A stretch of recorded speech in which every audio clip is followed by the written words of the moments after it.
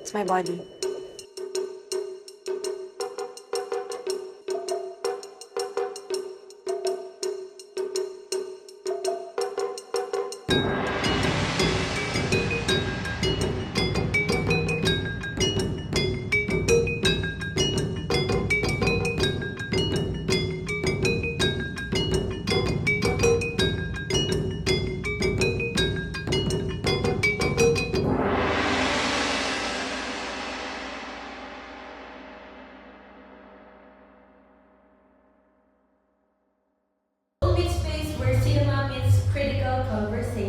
We aren't just reading, we are dissecting a cultural discourse.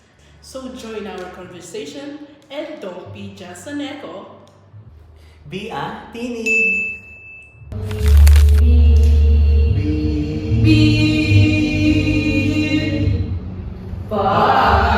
Hi guys! I'm Yesha.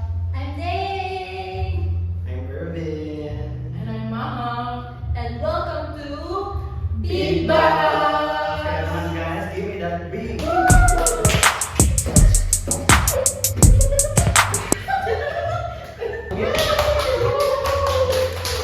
Okay guys. So for today, this is our first episode of Beatbox. Kaya naman for ating first episode ay magkakaroon ng introduction kung ano ba talaga ang beatbox. And para alam nyo guys, hindi na kami basta-basta nandito para magpatawa and just to entertain because we will have a critical conversation about independent films and also the socio-political issues na natatakal sa mga independent films.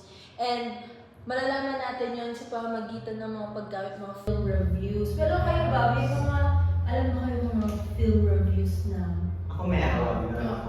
Nandiyan ba yung letterbox? Oo naman, ginagamit.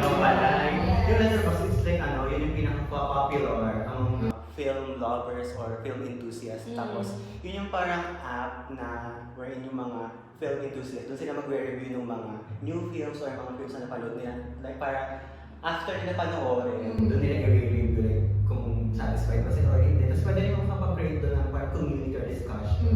Kung bet ba, tapos pwede rin makita doon yung mga iba't ibang topics. So perfect platform siya for like discussion, especially kapag mahilig ka sa films. Yeah. ganyan. Kaya kung meron kayong letterbox, i-comment nyo.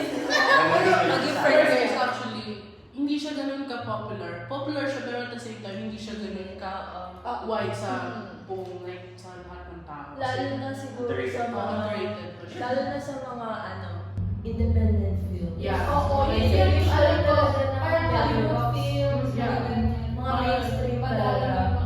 Ano bang thoughts nyo sa independent films? Ako, alam mo kasi, di ba nagkaroon tayo ng subject na introduction to film. Tapos pinanood tayo ng alam niyo yung Iska? Alam niyo yung Iska guys? Na ano ko siya, sobrang love ko siya kasi hindi lang siya talaga basically film. May matatakal talaga na social issues. So, parang sa akin, perfect ang indie films na platform to raise awareness sa iba't ibang issue. Kasi ang indie film is walang rules. Yes. Pwede mo gawin lahat dyan. Yung passion mo. Literally independent. Yeah, independent talaga siya. Independent film talaga siya. So, go. Tsaka yung quality. Oo. Usually naman indie films, mas maganda yung quality na. Tsaka, mas focus sila sa wait lang ha, mas focus sila sa Hindi ka friend. first time sa mga ganito, pero yun nga, ang mga indie films, mas focus sila sa mga, anong tawag doon yung mga, Social in terms of ano ba, yung technical wise, mas sila doon, mas detailed. mas detailed sila doon. Hindi mo rin ba nakikita na iba talaga yung talent ng mga Pilipino? Yes. Like, yung creativity. Wala talagang ano doon. Yung storytelling. Bulgar talaga, guys. And sila malang doon kasi, Ano siya, pag sobrang vulgar naman. Pero wala namang mali doon kasi nga independent film. Siyempre, magta-topic talaga ng mga sensitive issues. Palagi siyang like, lumalabas na negative sa ibang tao. Oo. Pero I think, ano naman na yun, depende na siya sa tao kung paano niya i-take yung film. Ganun. Ayun nga, nabanggit ko kanina na hindi gaano kasikat ang independent films. But if hindi nyo alam, meron isang festival na talagang sineselebrate. And yun yung pinaka-way para mag-promote din talaga yung mga independent films. Lalo na yung mga independent na directors na talagang sobrang, hindi sila kilala pero sobrang grabe ganun nilang gumawa. And doon sila discover, which is the Cinemalaya. Alam mo yung Cinemalaya?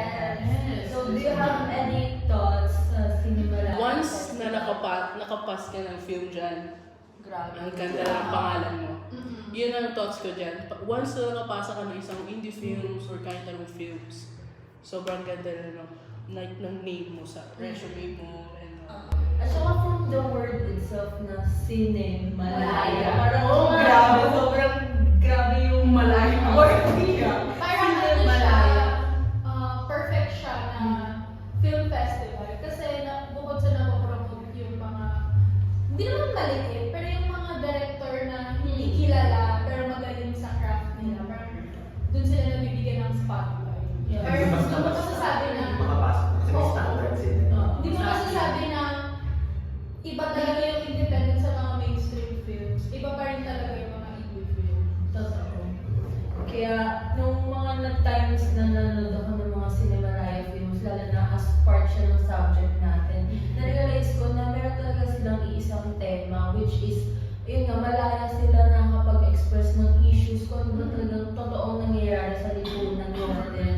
Like, hindi lang siya basta for entertainment talaga. Kasi diba, usually ang movies or films, alam natin, is for entertainment, nakakatawa, nag-enjoy tayo. Pero hindi natin alam na meron talaga tayong lesson na makukuha doon kahit sobrang liit man na.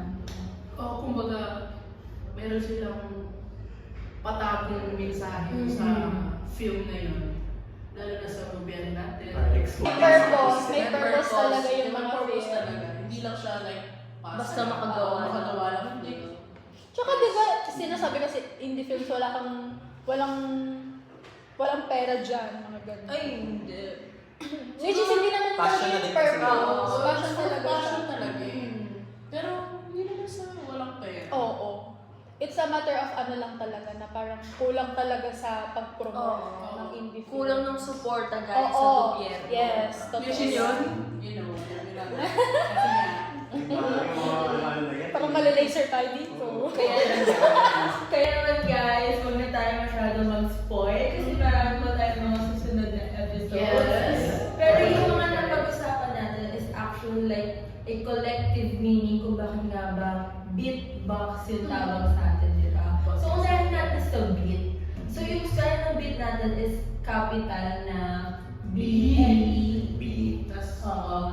Kasi doon, parang B, tas yung T is teeny. Tas box, from the word itself na letter box, syempre doon natin makikita yung mga reviews naman ng films. Pero dito naman, instead of text, more like salita talaga na reviews. Kaya parang derive siya sa word ng letter box. Kaya beatbox, B at teeny. Kasi magiging boses tayo sa mga taong nasa silver line.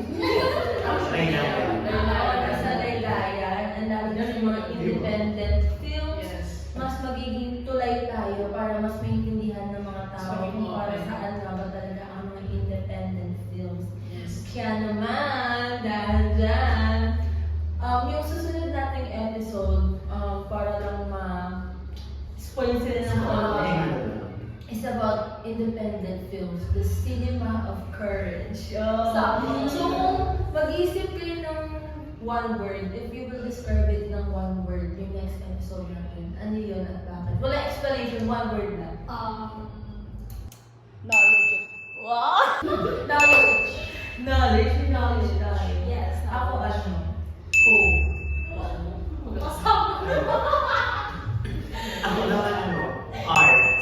Wow! At syempre, last, strong. Strong?